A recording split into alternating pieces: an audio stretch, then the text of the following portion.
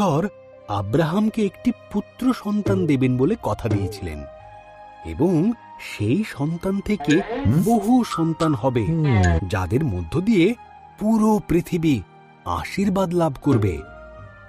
কিন্তু আব্রাহাম আর তার স্ত্রী সারার সন্তান জন্ম দেবার জন্য অনেক বয়স হয়ে গিয়েছিল। 20 বছর কেটে গেল। আব্রাহাম এখনো ঈশ্বরের প্রতি স্থির বিশ্বাস রেখে চলেছে। তার যখন 100 বছর আর সারার 90 বছর বয়স, ঈশ্বর তাঁর দেওয়া কথা তাদের মনে করালেন।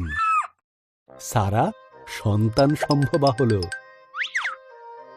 তাদের সন্তান যখন জন্মালো, সারা এত খুশি হল যে আনন্দে হেসে ফেলল।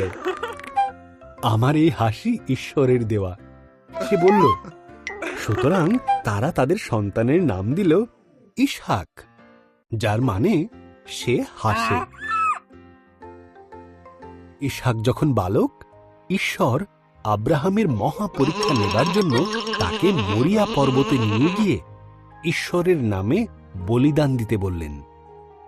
আব্রাহাম বিভ্রান্ত হল, কিন্তু তবুও সে ঈশ্বরে বিশ্বাস রাখল।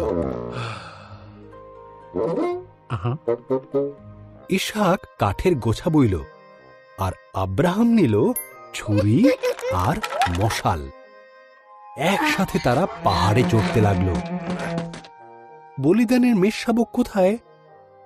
ইসহাক জিজ্ঞাসা করল। আব্রাহাম উত্তর দিল, ঈশ্বর যোগাবেন। আব্রাহাম বেদির ওপর কাঠগুচ্ছ সাজাল।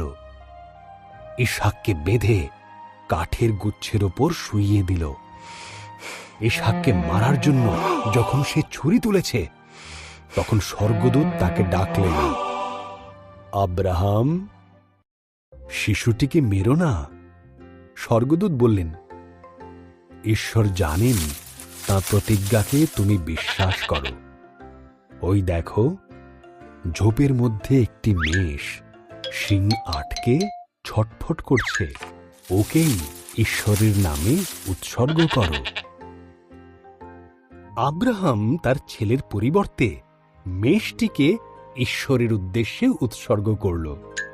এই জায়গার নাম সে রাখল ঈশ্বর যোগাবেন, কারণ ঈশ্বর বলির পশু যোগান দিয়েছিলেন।